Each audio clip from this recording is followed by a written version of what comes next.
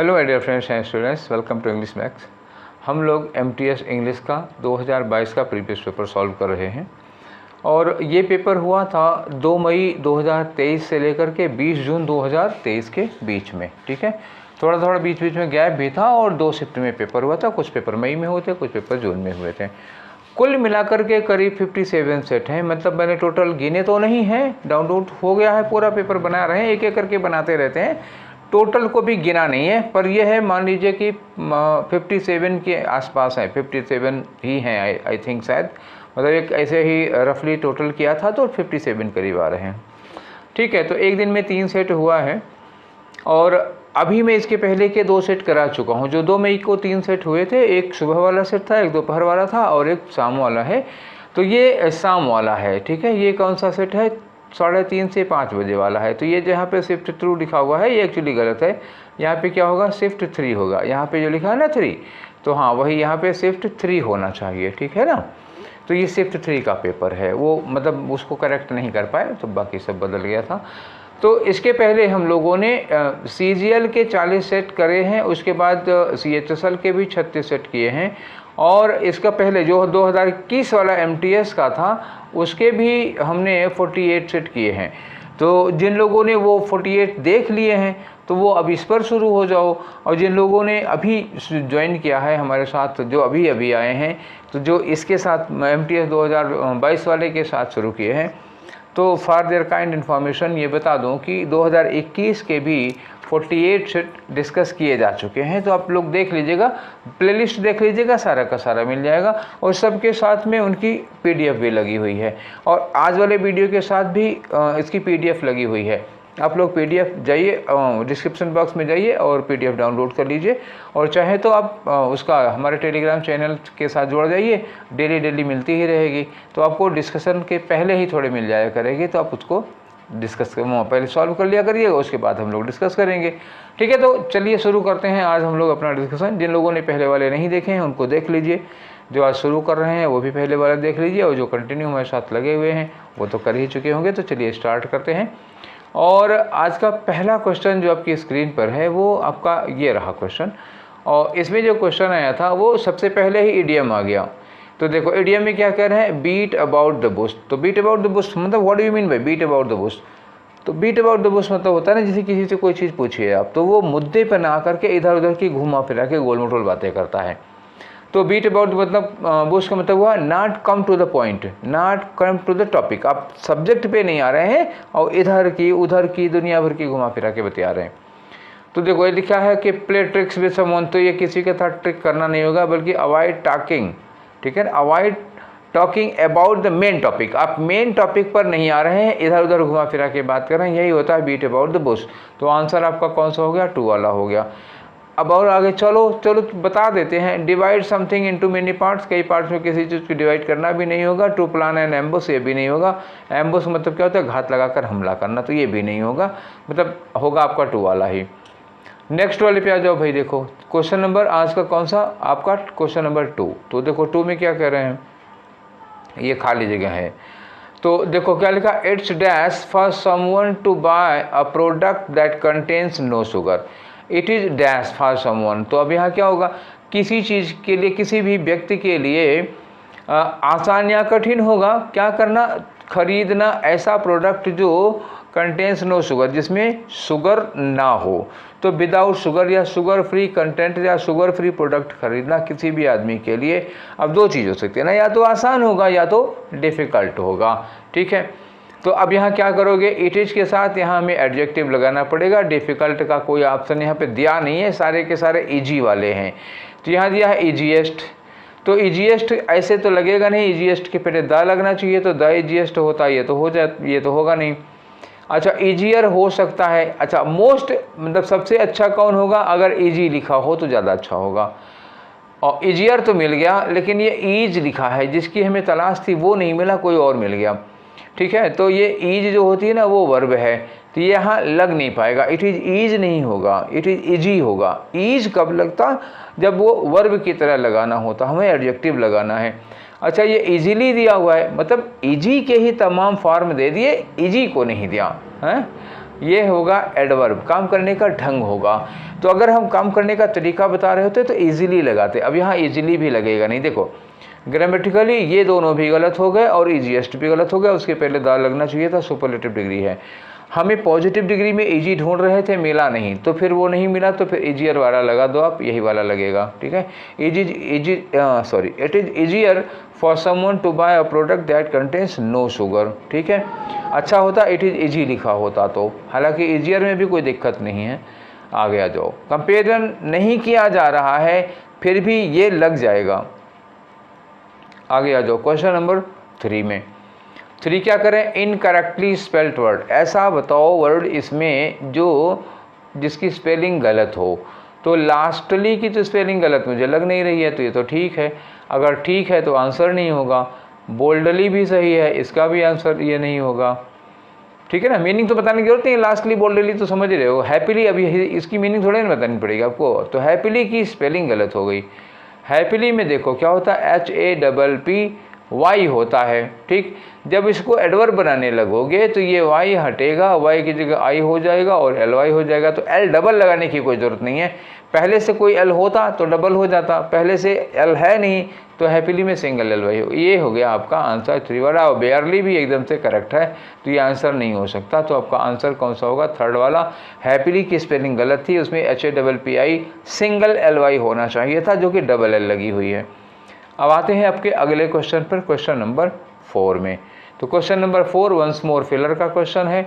देखो लिखा है किसी रिड्यूस्ड द वॉल्यूम, वॉल्यूम, अब वॉल्यूम कम किया गया तो जाहिर सी बात है वो म्यूजिक ही होगी ना, गाना वाना बज रहा होगा या म्यूजिक बज रही होगी, वॉल्यूम उसी का कम किया जाता है।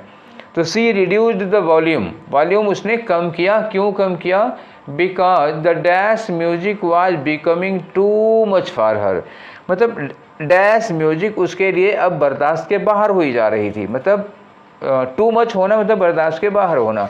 तो कैसी म्यूजिक होगी बताओ, लाउड म्यूजिक हो सकती है, हो सकता है यहाँ म्यूजिक के पहले म्यूजिक के एडजेक्टिव लगाओ और ये लगाना, ये देख के एडजेक्टिव लगाना कि वो बर्दाश्त के बाहर हो रही है।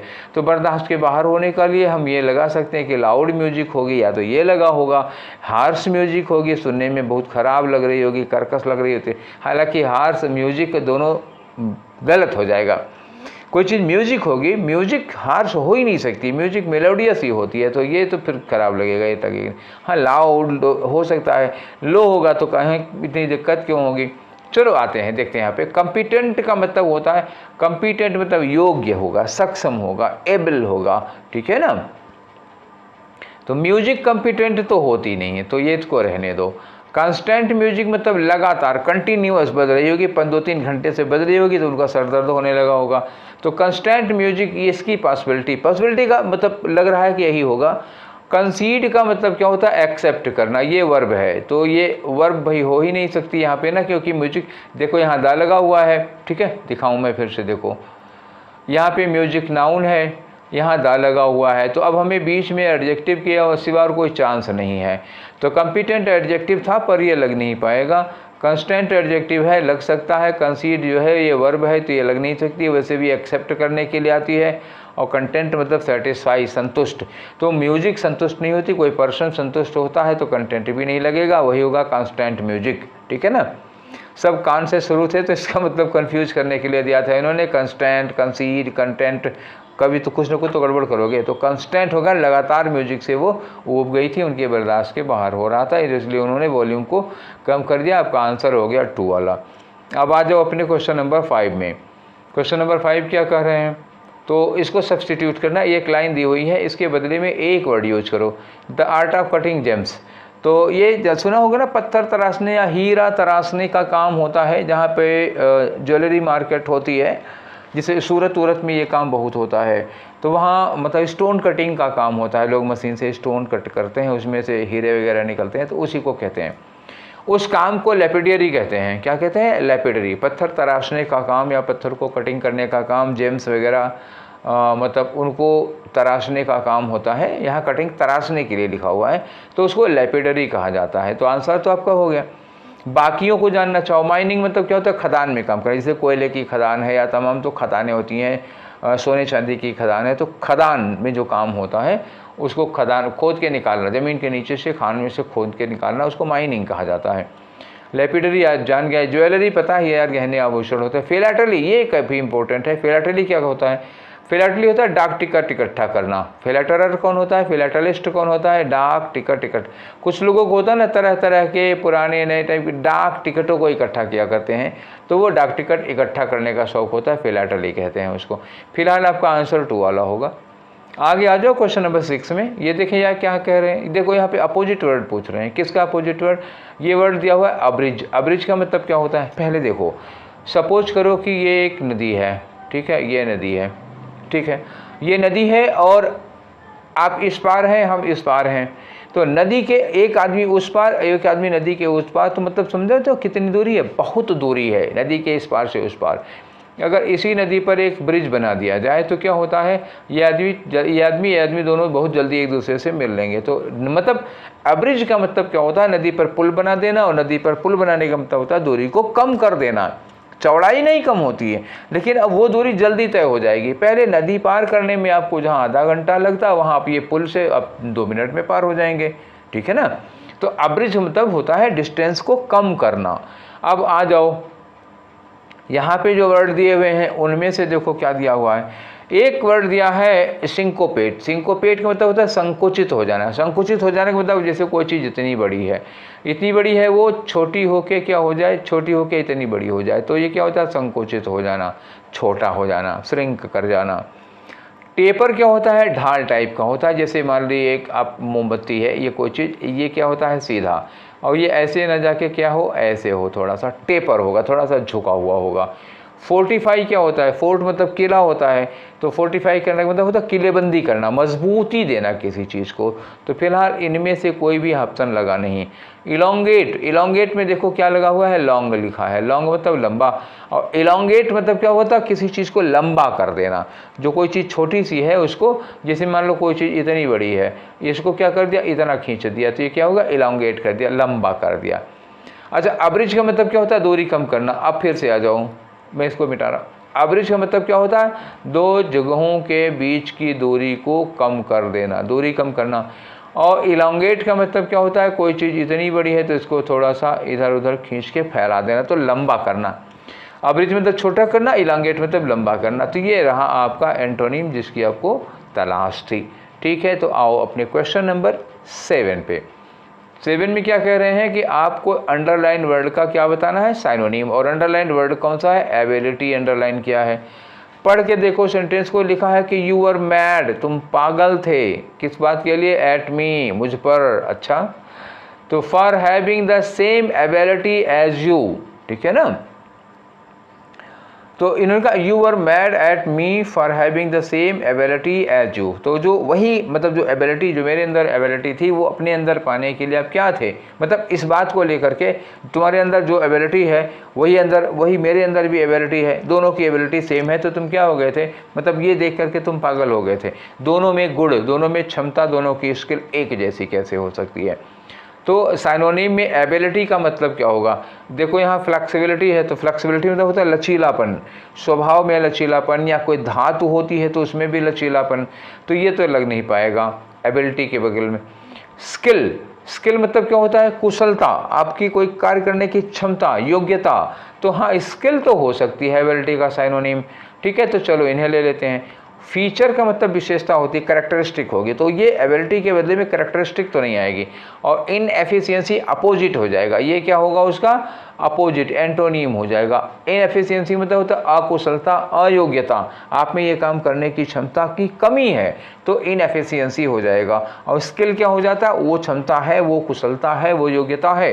तो यहाँ पर जो साइनोनिम होगा एबिलिटी का, वो कौन सा होना चाहिए? ये रहा आपका बेस्ट साइनोनिम, ठीक है। आगे आ जाओ नेक्स्ट वाले पे। क्वेश्चन नंबर आपका रहा कौन सा? 8। तो 8 में क्या पूछा है इन्होंने? देखो सब्सटीट्यूट करो। ये एक स्टेटमेंट दिया हुआ है, इसको सब्सटीट्यूट करो। स्टेटमेंट है the sound made by frog. मेढक जो आवाज़ करते हैं, मेढक जानते हो ना, मेढक जो आवाज़ करते हैं, तो जब पानी वानी बरसता है तो मेढक ऐसे टर टर करते हैं ना। जो लोग हिंदी की कविताएं पढ़े होंगे उनको पता हो, टर टर करते हैं मेढक। तो मेढकों की ये जो टर टर की आवाज़ आती है, इसको अंग्रेजी में क्या कहते हैं? इसको अंग्रेजी में कहते हैं क्रोक। ठीक है ना, क्या कहते हैं? फ्रॉग्स क्रोक, ये इनकी आवाज़ है। एसएससी में कभी कभी इस तरह के क्वेश्चन पूछ लिया करता है कि गधे के रेंकने की आवाज़ को क्या होती है, शेर के दहाड़ने की आवाज़ क्या होती है। ठीक है, अब जैसे मेढक वाला बोल दिया, अब ये हुआ बतख की आवाज़ की क्या आवाज़ को क्या कहते हैं। बिल्ली वाले को तो सब पता है, म्यू म्याऊ म्याऊ करती है वो। ठीक है, ऐसे आज इन्होंने पूछ लिया मेढक की आवाज़, तो क्या होगी? वो क्रोक होती है। कुछ और आवाज़ें इसमें दी हुई हैं, वो आप जानना चाहते हो तो मैं बता दूं। जो इसमें दी हैं वो बता दूंगा, एक्स्ट्रा वाली नहीं बताऊंगा, वो आप ढूंढिए पढ़िए। ठीक है, तो मुँह लिखा हुआ है। मुँह जानते हो क्या होता है? गाय या भैंस के बोलने की आवाज़ सुने हो? जो मतलब गाय या भैंस जो डकराते हैं, समझ गए ना? कोई तकलीफ़ हो उनको या घर पहुंच रहे हो तो इनके डकराने की आवाज़ होती है। रंभाना कहते हैं, डकराना कहते हैं, वो मुँह होता है। और जो रोर है ये लायन है, शेर का दहाड़ना है। ठीक है, ये हो गया। क्रोक अभी बता दिए, मेढक का हो गया। एलिफेंट क्या होता है? सॉरी, ट्रम्पेट क्या होता है? एलिफेंट का चिघाड़ना। हाथी वगैरह जब चिल्लाते हैं जंगल में, सुनते वगैरह बड़ा तेज आवाज़ आती है, वो ट्रम्पेट कहा जाता है। बाकी सब भी आपको बता दिए। आ जाइए आप अपने नेक्स्ट क्वेश्चन में। आपका क्वेश्चन नंबर आ गया 9 नंबर का। तो 9 नंबर में क्या कह रहे हैं भाई? अब ग्रामेटिकली ये अंडरलाइन किया हुआ है, कह रहे हैं इम्प्रूवमेंट जो हो सकता है करो, नहीं करना, नहीं इम्प्रूवमेंट की ज़रूरत है तो नो इम्प्रूवमेंट लगाओ। तो इसके लिए अंडरलाइन कितना किया गया है? सेम एज तक, यहाँ तक किया हुआ है। तो ठीक है, चलो पढ़ लेते हैं पहले, तभी तो पता चलेगा। अंडरलाइन पोर्शन ये यहाँ तक है आपका। ठीक, दिखा है at the grocery store. Grocery मतलब परचून की दुकान पर। Coffee is in the same aisles as tea. Coffee जो है उसी गलियारे में। देखो आजकल जो परचून की दुकान का कंसेप्ट है, पहले क्या होता था? परचून की दुकान पर, परचून की दुकान होती थी, एक आगे काउंटर लगा होता था, काउंटर के उस पार दुकान में दुकान वाला होता था, और काउंटर के इस पार क्या होते थे? ग्राहक होते थे। अब क्या होता है? तो उन्होंने मतलब पूरी दुकान को मॉल के कंसेप्ट में डाल रखा है। वो एक कोने बैठे रहेंगे, पूरी दुकान क्या हो गई? मॉल टाइप में बन गई है। आप दुकान में जाइए, अपनी मर्ज़ी से सामान ले लीजिए, अब बाहर निकलते समय आप बिल दे दीजिए। तो ये कंसेप्ट परचून की दुकान वाले भी, जिनकी दुकान बड़ी थी, ये वाला कंसेप्ट लगा दिए हैं। तो उसमें गलियारे होते हैं। जैसे मान लीजिए ये दुकान हो गई, तो एक रो ये हो जाती है, एक रो ये हो जाती है, एक रो ये हो जाती है, तो ऐसे ऐसे बीच बीच में रो बना देते हैं। ठीक है ना, यहाँ सामान लगा होगा, यहाँ सामान लगा होगा, यहाँ सामान लगा होगा। आप इसी गलियारे में से जाइए, अपना सामान ले लीजिए। तो कह रहे हैं कि ये जो आई से लिखा है ये वही है गलियारा। क्या है? दुकान उकान में जो गलियारा होता है, जहाँ पे आप खड़े होकर सामान लिया करते हैं, वही है। तो इन्होंने कहा कि ग्रोसरी स्टोर पर जो कॉफ़ी जिस गली में है, कॉफ़ी उसी गली में, उसी आइजल में है जिसमें चाय है। तो इन एन सेम नहीं होगा, इन द सेम। सेम के पहले देखो, जब ये सेम लगा होता है, उसी कह रहे हैं उसी गली में है, तो जोर दे रहे हो और डेफिनिट कर रहे हो वही वाली गली। तो जब डेफिनिट करोगे तो इनडेफिनिट नहीं लगेगा, क्या लगेगा?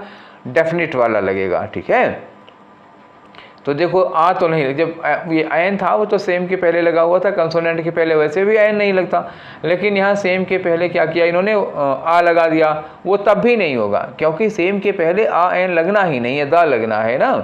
तो अभी सेम आइजल इज भी नहीं होगा। ठीक है, तो क्या करोगे? द सेम आइजल एज, उसी गली में, उसी गलियारे में जिसमें चाय रहती है। ठीक है, आगे आ जाओ अपने क्वेश्चन नंबर 10 में। तो 10 में क्या करना है भाई? इम्प्रूवमेंट। फिर से इम्प्रूवमेंट का है। तो लिखा है I had to got up, I had to got up. भाई देखो, एक दिन मैंने आप लोगों को ये बात बताई थी कि टू के साथ वर्ब की कौन कौन सी फॉर्म लगती है, और अगर आपको प्रॉब्लम हो रही हो वर्ब फॉर्म में, तो आपके लिए एक सलाह है कि इसी चैनल पर एक प्लेलिस्ट होगी वर्ब की। ठीक है, तो वर्ब की प्लेलिस्ट में चले जाओ, या मेरे चैनल पे सर्च कर लो वर्ब फॉर्म। तो वर्ब फॉर्म पर मैंने 2 दिन का लेक्चर है वर्ब फॉर्म पर, और 3 प्रैक्टिस सेट हैं। ठीक है, वो पूरा पढ़ लो, ऐसी गलती कभी होगी ही नहीं लाइफ में। फिलहाल 2 वाला मैं बता दे रहा हूँ, उसमें और बहुत सारा है। तो 2 के बाद देखो, वर्ब की फर्स्ट फॉर्म दिया है, वर्ब की सेकंड फॉर्म दिया है, वर्ब की थर्ड फॉर्म दिया है, वर्ब की फोर्थ फॉर्म दी हो, और वर्ब की फिफ्थ फॉर्म दी हो। फोर्थ का फॉर्म क्या होती है? वर्ब की आईएनजी फॉर्म होती है। फिफ्थ फॉर्म क्या होती है? जब हम वर्ब में एस या ईएस लगा देते हैं। तो देखो टू के बाद केवल क्या लग सकती है, वर्ब की फर्स्ट फॉर्म लग सकती है, वर्ब की सेकंड फॉर्म की कोई गुंजाइश नहीं, थर्ड फॉर्म की कोई गुंजाइश नहीं और फिफ्थ फॉर्म की कोई गुंजाइश नहीं। वर्ब की फोर्थ फॉर्म यानी कि वर्ब की आईएनजी फॉर्म कभी कभी लग जाती है।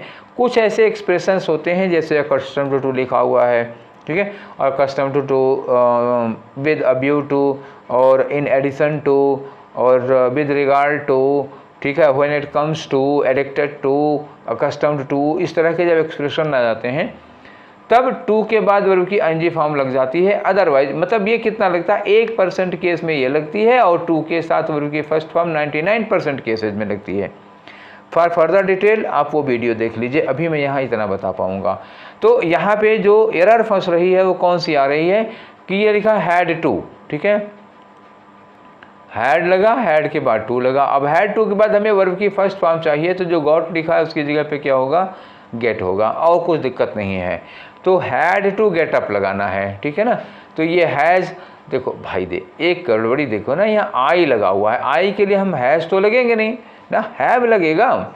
अब जब हैव देखोगे तो ये फिर वही टू के साथ गॉट लगा दिया, तो टू के साथ गॉट तो हमें लगाना नहीं है। अब एक ऑप्शन बच रहा है आपके पास, had to get up, had to get up, इसके अलावा आपके पास कोई इशारा नहीं है कि इसमें से कोई लगा पाए। तो ठीक है, अब आओ अपने क्वेश्चन नंबर 11 पर, ठीक है। तो 11 में क्या है भाई, 11 में दिया है रॉन्गली स्पेल्ड वर्ड। तो पहले आप देखो कि कौन सा वर्ड है जिसकी स्पेलिंग गलत है।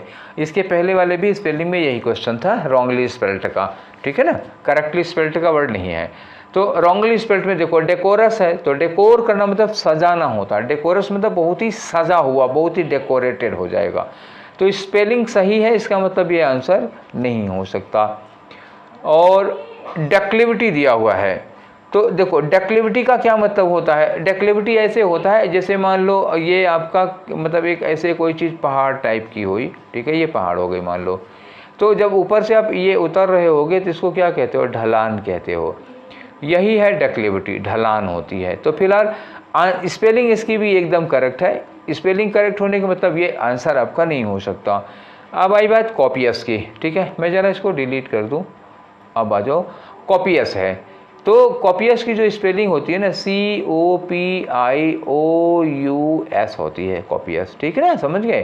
तो कॉपियस का मतलब जानते हो, प्लेंटी, मतलब बहुत अधिक मात्रा में कोई चीज़, बहुत सारा अमाउंट में, जैसे रेगिस्तान में रेत होती है, इतनी अमाउंट में कोई चीज़ होती है तो उसको कहते हैं कॉपियस, ठीक है।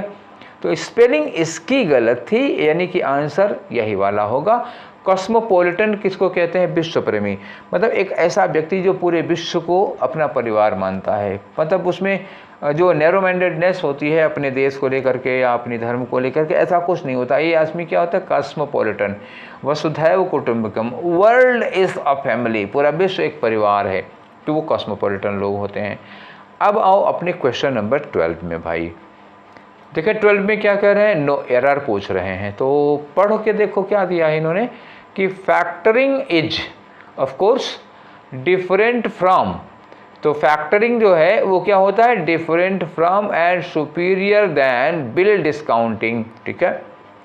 आगे कह रहे हैं कि from the point of view of a small company, एक छोटी कंपनी के पॉइंट ऑफ व्यू से जो फैक्टरिंग है वो बिल डिस्काउंटिंग से कहीं ज़्यादा डिफरेंट है और उसे सुपीरियर भी है। अब एरर की बात हो गई, ये तो हो गया सेंटेंस का मतलब। तो अब देखो इसमें गड़बड़ी क्या हो रही है, जैसे डिफरेंट के साथ फ्रॉम तो लगता है, सही बात है, डिफरेंट के साथ फ्रॉम लगा, और सुपीरियर के साथ इन्होंने दैन लगा दिया, जबकि सुपीरियर के साथ भाई दैन नहीं लगता, क्या लगता है, टू लगता है। एडजेक्टिव पढ़ते समय आपने पढ़ा होगा कि कुछ ऐसे एडजेक्टिव होते हैं, लैटिन भाषा के एडजेक्टिव हैं वो, उसमें कौन कौन से, देखो एक और से 7 है। एक है सुपीरियर, एक है इन्फीरियर, ठीक है, सुपीरियर हुआ, इन्फीरियर हुआ, और जूनियर हुआ, सीनियर हुआ, एंटीरियर हुआ, प्रियर हुआ और पोस्टीरियर हुआ, ये 7 ऐसे हैं। इनके साथ 2 वर्ड और ले लो, प्रेफर और प्रेफरेबल, तो इन सब के साथ ये 9 हो गए। इनके साथ दैन कभी नहीं लगता, हमेशा टू लगता है, तो गलती ये हो गई। तो आंसर आपका क्या है, ये सुपीरियर के साथ दैन लगा हुआ, आंसर कौन सा हुआ, चौथा वाला। आगे आ जाओ अब अपने क्वेश्चन नंबर किसमें, 13 में। तो 13 क्या है, ये फिर से फिलर का क्वेश्चन आ गया।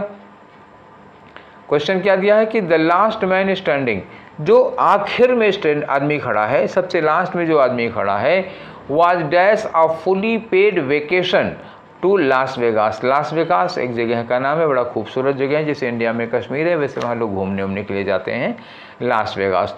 तो उस आदमी को फुली पेड वेकेशन मिली है, मतलब छुट्टी मनाओ, पैसा सरकार दे रही है, ऐसा वेकेशन मिला है उसको, उस जो लास्ट में आदमी खड़ा है उसको। तो was appreciated a fully paid vacation या रिवार्डेड, तो क्या होगा, रिवार्डेड। अप्रिसिएटेड मतलब तारीफ करना, और यहाँ क्या मिला है, इनाम मिला हुआ है, तो रिवार्डेड लगाओ। अलॉटेड का मतलब क्या हुआ, ये कानूनी प्रक्रिया होती है ना, ये इनाम। तो was allotted a fully paid vacation, तो अलॉट नहीं किया है रिवार्ड में। देखो जब पेड वेकेशन वगैरह मिलता है, कहीं घूमने उमने जाने के लिए मिलता है, तो वो रिवार्ड होता है, अलॉटमेंट नहीं होता। और डिस्कार्डेड मतलब डिस्कनेक्ट होना, ये लगेंगे नहीं, तो यहाँ पे क्या लगेगा, रिवार्डेड होगा। आगे आ जाओ अपने नेक्स्ट क्वेश्चन पे, आपका क्वेश्चन 14। तो 14 में क्या है भाई, देखो फिर से एडियम आ गया। तो जरा जो एडियम इन्होंने दे रखा है उसका मतलब जानो। अ बेड ऑफ नेल्स, देखो अभी तक आप लोगों ने जो पढ़ा होगा एडियम्स में, ज़्यादातर आपको मिला होगा बेड ऑफ रोजेज, इस टाइप की बात है, bed of roses. Bed of roses आपने पढ़ा होगा, उसका मतलब होता है आसान काम, बहुत इजी टास्क होता है। Life is not bed of roses मतलब क्या हुआ कि जीवन फूलों की सेज नहीं है, मतलब उसमें कठिनाइयाँ भी हैं, खाली आसान नहीं है। आप पूछ लिया बेड ऑफ नेल्स मतलब नाखूनों की या कीलों का बेड है, नेल मतलब यहाँ कील के लिए लगा हुआ है। तो बेड ऑफ रोजेज मतलब बड़ा कंफर्टेबल, आराम से। और यहाँ कह रहे हैं बेड ऑफ नेल्स मतलब क्या हुआ, कीलों का बिस्तर। कील का बिस्तर मतलब क्या हुआ, अरे मतलब वो समझो कांटों का बिस्तर है। तो कांटों का बिस्तर क्या होगा, कांटों का बिस्तर आरामदायक तो नहीं होगा ना। तो अब ढूंढ लो ऑप्शन अपना। A person with no moral, अच्छा इसमें नैतिकता ना, आदमी के लिए लगा ही नहीं है। फियर्सली कंटेस्टेड, ये भी नहीं होगा। क्विक एंड ऑटोमेटिक रिस्पॉन्स, ये भी नहीं होगा। अब प्रॉब्लमेटिक एंड अनकंफर्टेबल सिचुएशन, यही होगी। प्रॉब्लमेटिक मतलब आपके सामने ढेर सारी समस्याएं हैं, और अनकंफर्टेबल सिचुएशन मतलब आप आराम से नहीं महसूस करें, मतलब कांटों की सेज पर लेटोगे तो आसानी थोड़े होगी। ये चौथा वाला हो गया, ठीक है। अब आओ अपने क्वेश्चन नंबर 15 में। तो 15 में क्या करें, देखो यहाँ नो एरर लिखा है, तो आप एरर ढूंढ लीजिए। इसमें पहले लिखा है कि companies will go after one another, companies will go after one other in their marketing campaigns. तो ये जो लिखा है companies will go after one other, तो भैया देखो एक तो वन अदर होता नहीं है, ऐसा कोई एक्सप्रेशन ही नहीं होता, वन अदर नहीं है।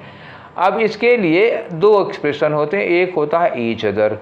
तो ईच अदर का मतलब क्या होता है, ये दो लोगों के बीच में होता है, और दो से ज़्यादा हुई तो क्या होगा, वन अनदर होगा, ठीक है। क्या होगा, वन अनदर होगा। ईच अदर दो के लिए, और वन अनदर क्या हो गया, टू प्लस के लिए, दो से ज़्यादा के लिए लग जाता है। तो ये गलत तो हो गया वन अदर, तो हमको आंसर में कहाँ लेना होगा, यहाँ लिखा है वन अदर, तो ये आपका आंसर हो गया पहला वाला, काटो इनको। आगे आ जाओ क्वेश्चन नंबर 16 पे। तो 16 में क्या है, देखो यहाँ कह रहे हैं नो इम्प्रूवमेंट। अगर यहाँ नो इम्प्रूवमेंट लिखा मतलब यहाँ पे देखो ये अंडरलाइन किया हुआ है। अंडरलाइन क्या है, इसकी जगह पे बताना है आपको कि इम्प्रूवमेंट हो सकता है कि नहीं हो सकता। फिर वही कहानी आ गई, you will have to brake hard when you go down the hill. जब आप हिल से नीचे उतरते हैं, मान लो ऐसे कहीं गए हैं, यहाँ से नीचे उतर रहे होंगे, तो आपको ब्रेक बहुत हार्ड लगाना पड़ेगा ना, कस के ब्रेक लगाना पड़ता है, तो ब्रेक हार्ड, ठीक। तो you will have to brake hard. अब ये बात बताओ, अभी थोड़ी देर पहले यार बताया था टू के बाद क्या लगती है, टू के बाद लगती है वर्ब की फर्स्ट फॉर्म ना। टू के बाद अगर वर्ब में, यही मैंने फिफ्थ फॉर्म बताई थी, वर्ब टू के बाद अगर वर्ब में एस यस लगा है तो नहीं लग सकता। क्या लगेगा, केवल टू के बाद वर्ब की फर्स्ट फॉर्म, और कुछ सिचुएशंस में टू के साथ वर्ब की आईएनजी फॉर्म लगती है। तो अब यहाँ देखो ये टू लगा हुआ है, टू के बाद देखो ब्रेक्स लगा दिया, किसी कीमत पर नहीं ये हो सकता, पिछला वाला रूल फिर वही आ गया। तो क्या लगाओगे, ब्रेक, तो यहाँ होगा ये ब्रेक हार्ड, ये वाला लग जाएगा, ठीक है ना। ब्रेक हार्डली नहीं होगा, हार्डली मतलब होता ब्रेक लगाना ही ना पड़े, बहुत ज़रा सा ब्रेक लगाना पड़ेगा तो गलत हो जाएगा, एक्सीडेंट हो जाएगा। और ब्रेक्ड का मतलब क्या हुआ, पास्ट हो जाएगा, जबकि टू के साथ वर्ब की फर्स्ट फॉर्म ही लगानी है, ठीक है। हार्ड में गलती नहीं थी, गलती किस में थी, ब्रेक्स में और ब्रेक्ड में, ठीक। अब आगे आ जाओ अपने क्वेश्चन नंबर 17 पर। तो ये रहा आपका क्वेश्चन नंबर 17। करना क्या है, खाली जगह को भरना है। लिखा है कि ही वॉज स्टेबल, वो एकदम से स्टेबल था, वो एकदम से स्थिर था, मतलब हिल डुल नहीं रहा था। मतलब जैसे मतलब अगर बीमारी वाली कंडीशन होगी तो स्टेबल थे, मतलब क्या हुआ, बीमारी सीरियस नहीं थी, एक स्थिति पर रुका हुआ था। डैश दे मेट, मतलब क्या हुआ, जब वो मिले, तो यहाँ क्या लगाओगे, वो एकदम स्थिर था जब वो लोग उससे मिले। तो हेंस मतलब क्या होता है, हेंस मतलब यहाँ से, हेंस का मतलब क्या होता है, फ्रॉम हियर। तो ये तो मीनिंग ही नहीं देगा। He was stable from here they met, नहीं आ रहा है, टाइम होगा। He was stable when they met, वो एकदम स्टेबल था जब वो लोग उससे मिले, तो ये ज़्यादा सही है। लेस्ट मतलब कहीं ऐसा ना हो कि ये लग नहीं रहा है। वाइल का मतलब जबकि लगेगा, ये बिल्कुल नहीं लगेगा, तो वही होगा, वो एकदम से स्टेबल था जब वो लोग उससे मिले थे। क्लियर। अब आगे आ जाओ अपने 18 नंबर पर, देखो क्या कह रहे हैं, बता रहे हैं इसमें कि word the means the same, means the same का मतलब आपको साइनोनिम बताना है इसका, ठीक है। तो अल्टीरियर दिया हुआ है, अल्टीरियर का मतलब क्या होता है, फाइनली, क्या होता है, एकदम से फाइनली, आखिरकार, क्या होगा, देखो फाइनली, फाइनली का मतलब क्या, एट लास्ट, आखिरकार, ये होता है अल्टीरियर। और अब इसमें किसकी मीनिंग, एंशियंट मतलब पुराना होगा, नहीं आएगा। प्रेयर मतलब पहले का, नहीं आएगा। एंटीरियर मतलब पहले का, ये भी नहीं आएगा। इवेंचुअल का मतलब क्या होता है, फाइनली, आखिर में, लास्टली, तो ये हो गया चौथे नंबर वाला। अब आगे आ जाओ, आपके 19 में देखें क्या दिया हुआ है। तो 19 में फिर वही देखो एरर की कहानी आ गई। देखो लिखा, where can I find a good Chinese restaurant, बताओ मुझे यहाँ कहीं अच्छा चाइनीज़ रेस्टोरेंट कहाँ मिल सकता है। तो यहाँ क्या लिखा, अबाउट हियर, अबाउट हियर मतलब क्या, यहाँ कहीं आसपास में। तो बेटा ये अबाउट हियर नहीं लेगा, हियर अबाउट हो सकता है, हियर अबाउट ये हो सकता है। हियर अबाउट मतलब यहाँ कहीं आसपास में, या अबाउट काट दो। Where can I find a good Chinese restaurant here, यहाँ मुझे एक अच्छा चाइनीज़ रेस्टोरेंट कहाँ मिलेगा, या हियर अबाउट कह लो। अबाउट हियर नहीं लगाओगे ना, यहाँ के बारे में नहीं हो सकता है, तो ये एक्सप्रेशन गलत था, तो अबाउट हियर गलत हो गया। आगे आ जाओ अपने क्वेश्चन नंबर 20 पर। तो देखो 20 में क्या है, 20 में दिया है, देखो अंडरलाइन किया हुआ है। अब अंडरलाइन में देखो इम्प्रूवमेंट करने का है या मीनिंग, तो देखो एंटोनिम दिया है। एक वर्ड को अंडरलाइन किया है, कह रहे हैं उसकी एंटोनिम बताओ। तो पहले इसको समझना पड़ेगा, I need to spend some time, मुझे थोड़ा समय बिताना, थोड़ा समय खर्च करना पड़ेगा। फिक्सिंग, फिक्सिंग का मतलब क्या हुआ, सही करने में, सही करने में। The disorder of my book shelves, book shelves मतलब इनकी किताबों, मतलब अलमारी में इनकी किताबें हैं, जो इनकी बुक शेल्फ्स हैं उसमें कुछ किताबें हैं और सब उलट पुलट के, मतलब थोड़ी सी अव्यवस्थित हो गई हैं, डिसऑर्डरली हो गई हैं, ठीक है। तो उसको क्या करना, फिक्स करना है और ऑर्डर करना है। फिक्सिंग द ऑर्डर मतलब उन किताबों को क्रम से लगाना है, एक सीरियल में लगाना है। तो फिक्सिंग द डिसऑर्डर। अब ये बताओ डिसऑर्डर का मतलब क्या हुआ, अव्यवस्थित, ऑर्डर मतलब होता है ना व्यवस्थित, क्रम।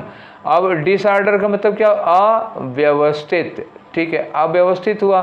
तो इसके अपोजिट में क्या होगा, इसका डिस काटो तो ऑर्डर हो जाएगा, है कि नहीं। तो fixing the order of my book shelves, तो व्यवस्था के लिए क्या लगाओगे इनमें से, प्लेग तो बीमारी हो जाएगी, condition, fixing the condition of my book shelves, fix, ये कंडीशन तो आएगी नहीं यार। I need to spend some time fixing the condition of my book shelves, तो बुक्स की अगर कंडीशन ठीक कर देते हैं तो फिर बुक शेल्फ की हो जाएगी, किताबों की तो रहेगी नहीं, नहीं, ठीक है, ये नहीं होगा, ठीक है। तो अब आया रेगुलेट, रेगुलेट मतलब क्या होगा, उसको कंट्रोल करना है, आपको नियंत्रित करना है। तो रेगुलेट करने में, हाँ ठीक है, रेगुलेट तो लगेगा। ऑर्डर का मतलब यहाँ क्या होगा, उसका ऑर्डर मेंटेन करना है ना, तो डिसऑर्डर का अपोजिट ऑर्डर होगा, और ऑर्डर के लिए क्या लगेगा, रेगुलेट लगेगा। कंडीशन आपको लग रहा होगा, पर कंडीशन लगाओगे तो वो अलमारी की कंडीशन हो जाएगी, किताबों की कंडीशन नहीं होगी, इसलिए गड़बड़ होगा। रेगुलेट का मतलब क्या होगा, एक ऑर्डर में लगाना, एक नियम से लगाना, क्रम से लगाना। और कियाओस मतलब होता है अव्यवस्थित, डिसऑर्डरली होगा, ये लग नहीं पाएगा, ठीक है। तो तीसरा वाला हो गया। अब आ जाओ नेक्स्ट में। तो 21 से लेकर के 25 तक में क्या होता है, अब जो पहले वाले में देखे थे, जो दूसरे वाले में देखे थे, सेम वही कहानी तीसरे वाले में भी है। यही CHSL में था पूरे, यही CGL में भी था पूरे, यही 2021 के 2021 के MTS में भी था पूरा, ठीक है। तो एक पैराग्राफ आ रहा है, उस पैराग्राफ में 4-5 खाली जगह दी हुई हैं। देखो 1 2 3 4 5 हो गए, और इनकी जगह पर क्या लगेगा सूटेबल, उसके लिए यहाँ पे ऑप्शन दिया हुआ, तो किसकी मतलब किस फेलर में कौन सा ऑप्शन लगा पाएंगे ये आपको ढूंढना है। और इसके लिए क्या करना होगा, पहले ये पूरा पढ़ लीजिए, नहीं तो कल वाला डिस्कशन आपने देखा होगा तो आपको अच्छी तरह पता है कि अगर पूरा नहीं पढ़ेंगे तो कभी कभी होता नहीं, यहाँ कोई वर्ड दिया हुआ या ऊपर कहीं फिट हो जाता है तो उससे आप चूक जाएंगे, फिर आपका आंसर गलत हो जाएगा। ठीक है, तो चलो शुरू करते हैं। सबसे पहले इसको पढ़िए, फिर देखते हैं कि किसकी जगह पर हमें क्या लगाना होगा। ठीक, लिखा है in Switzerland these glacial melt waters, मतलब हुआ ग्लेशियर से पिघला हुआ पानी। These glacial melt waters are dash for hydro power, तो ये जो ग्लेशियर का से पिघला हुआ पानी है उसको डैश किया जाता है हाइड्रो पावर, मतलब जल विद्युत। ठीक है, उसमें पानी से जो बिजली बनी है तो उसको बनाने में, तो यहाँ क्या करोगे, मतलब इसका उपयोग किया जाता है। ठीक है, यूज्ड टाइप का कुछ वर्ड होगा, उपयोग किया जाता है, यूज्ड या यूटिलाइज्ड ऐसे। इनफैक्ट कह रहे हैं, in fact water falling 93%, water falling जो ऊपर से पहाड़ से नीचे पानी गिरता है, 93% of Switzerland ultimately passes dash at least one electric power plant before even dash the country. तो कह रहे हैं कि जो वाटर फॉलिंग, जो पहाड़ से नीचे पानी गिरता है वो गुजरता है कम से कम एक पावर प्लांट से होकर के। ठीक है ना, क्या कह रहे हैं, कम से कम, एटलीस्ट मतलब कम से कम एक इलेक्ट्रिक पावर प्लांट से होकर तो गुजरता ही है देश के बाहर निकलने के पहले। ठीक है ना, before even dash the country, मतलब वो नदी जब देश के बाहर चली जाती है तो मतलब देश के बाहर निकलने के पहले एक बार तो उसको इलेक्ट्रिक पावर प्लांट से होकर गुजरना ही पड़ता है। चलो आगे लिखा, so one consequence is that, इसका एक नतीजा, एक परिणाम ये होता है कि मेल्टिंग ग्लेशियर्स हेल्प, जो मेल्टिंग ग्लेशियर हैं, जो पिघलते हुए ग्लेशियर हैं, वो हेल्प करते हैं dash for low rainfall in times of drought. कभी सूखा पड़ गया, कभी अकाल पड़ गया, तो जो रेनफॉल कम होती है, लो रेनफॉल होती है, उसकी ये क्या कर देते हैं, पिघलते हुए ग्लेशियर उसकी भरपाई कर देते हैं, उसकी कमी को पूरा कर देते हैं। चौथे नंबर पे आ जाएगा फिलिंग रिजर्वायर्स, ऐसे रिजर्वायर फिल कर दिए जाते हैं, जो जलाशय होते हैं, बांध जब बनता है, बांध के उधर जहाँ पानी रोका जाता है वो रिजर्वायर होता है, तो रिजर्वायर में पानी भर लिया जाता है, रोक लिया जाता है, to supply the nations dash supply, तो to supply the nations dash supply, अगर बिजली बनाई जा रही है तो बिजली की सप्लाई होगा, तो यहाँ होगा to supply the nations, electricity supply हो सकता है, इलेक्ट्रिसिटी सप्लाई होगा या पावर सप्लाई होगा या एनर्जी सप्लाई होगा, जो भी होगा, तो मुझे तो लग रहा है पावर सप्लाई हो सकता है यहाँ पर हो, ऐसा अंदाज़ा लग रहा है, आगे पढ़ने के बाद पता चलेगा। चलो तो इसको हम लोग सबसे पहले क्या करते हैं, पहले पहला वाला ले लो। सबसे पहले क्या दिया हुआ है, तो इन्होंने कहा कि जो ग्लेशियर मेल्ट वाटर है उसको डैश किया जाता है फॉर हाइड्रो पावर, तो क्या करोगे, उसको यूज किया जाता है, यही होगा। ठीक है, उसको चूज किया जाएगा, उसको ग्लू किया जाएगा, चिपकाएंगे कहाँ ले जाके यार, प्लॉटेड किया जाएगा नहीं होगा, उसको यूज किया जाएगा। तो पहला तो ये हो गया। अब नेक्स्ट में आ जाओ। ठीक है, तो नेक्स्ट रहा आपका ये फेलर नंबर 2, यहाँ लगाना है। तो कह रहे हैं कि जो 93% वाटर है स्विट्जरलैंड का, वो अल्टीमेटली कम से कम एक इलेक्ट्रिक पावर से होकर तो गुजरना ही पड़ता है उसको, तो उससे होकर गुजरने के लिए क्या लगाओगे, Passage through at least one electric power, तो थ्रू लगेगा, बीनीथ और विथ, तो मतलब से होकर गुजरना, तो ये थ्रू लगाना पड़ेगा। नेक्स्ट आ जाओ। नेक्स्ट में आपका दिया है फिलर नंबर 3, तो यहाँ लगा है, मतलब क्या हुआ, देश के बाहर निकलने के पहले, वो नदी जब देश के बाहर निकल जाती है इसके पहले उसको कम से कम एक पावर प्लांट से होकर जाना पड़ेगा, तो देश से बाहर निकलने के पहले। तो कह रहे हैं कि before even throwing the country, क्यों भाई, देश को वो थ्रो क्यों करेगी नदी। सीव का मतलब क्या होता है, छानना, जैसे सीव होता है ना, छन्नी जानते हो ना, वो छन्नी, तो ये देश को छानेगी भी नहीं। Before leaving the country, before catching the country, तो कैचिंग द कंट्री नहीं होगा, बिफोर लीविंग, देश को लीव करना, देश को छोड़कर आगे बढ़ने से पहले ये काम होता है, तो बिफोर लीविंग द कंट्री हो जाएगा। नेक्स्ट में आ जाओ भाई। नेक्स्ट में आज का फिलर नंबर 4 है, तो यहाँ लिखा है कि कह रहे हैं कि जब जो ग्लेशियर से पिघला हुआ पानी है, ये पानी कभी कभी ड्रॉट के समय में जब अकाल सूखा पड़ जाता है तो उसमें जो रेनफॉल की कमी होती है, उस कमी को क्या कर देता है, उस कमी को पूरा कर देता है, उसकी भरपाई कर देता है। तो कंपेंसेट मतलब भरपाई करना, हाँ ठीक तो है, ये कंपेंसेट सही है। स्लेट का मतलब क्या हुआ, अरे जो मतलब बचपन में लिखा नहीं करते थे स्लेट पे, जब कागज़ नहीं था, तो हम लोगों ने बचपन में स्लेट पर क्लास 1 और 2 में स्लेट पर सवाल लगाए हैं, तो एक मतलब होता है एक पटिया टाइप की स्लेट होती है। सरेंडर करना क्यों होगा? सरेंडर तो नहीं लगेगा ना, मतलब सूखे के समय बारिश कम होती है तो ये उसकी भरपाई कर देता, सरेंडर नहीं करेगा, नहीं इंस्टॉल करेगा, क्या होगा, कंपनसेट करेगा। अब आ जाओ आज का आखिरी फिलर नंबर 5। तो यहाँ तो यही था ना कि फिलिंग रिजर्वायर, वो रिजर्वायर फिल कर दिए जाते हैं ताकि सप्लाई हो सके, नेशन की डैश सप्लाई, तो पावर सप्लाई कर सकें। तो स्टेज सप्लाई तो होगा नहीं, कुकिंग सप्लाई भी नहीं होगा, एयर सप्लाई भी नहीं होगा, एनर्जी सप्लाई ले आओ। हम सोच रहे थे कहाँ कि वो पावर सप्लाई या इलेक्ट्रिक सप्लाई होगा, ये पावर एनर्जी कर दिए।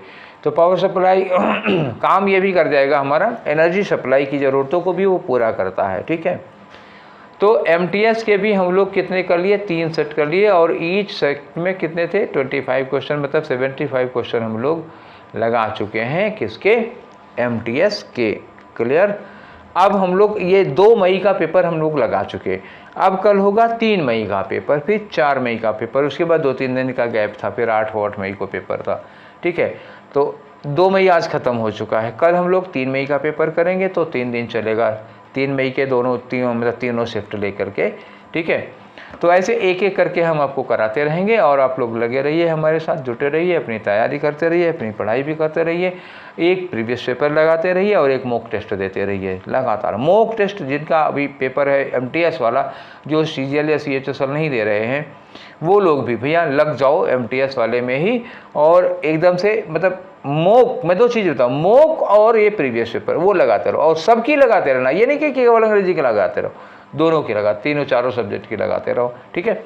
तो ये सेशन फिर मैं यहीं पर वाइंड अप करता हूँ। अब का सेशन आप लोगों को कैसा लगा, और अपनी राय हमको ज़रूर दीजिएगा, और कोई आपकी ज़रूरत हो, आपकी कोई स्पेशल नीड हो तो वो आप लोग बताइएगा, और अच्छा लगे तो और लोगों को शेयर करिएगा। फिर मिलते हैं हम लोग कल वाले सेशन में। Till then take care, thank you.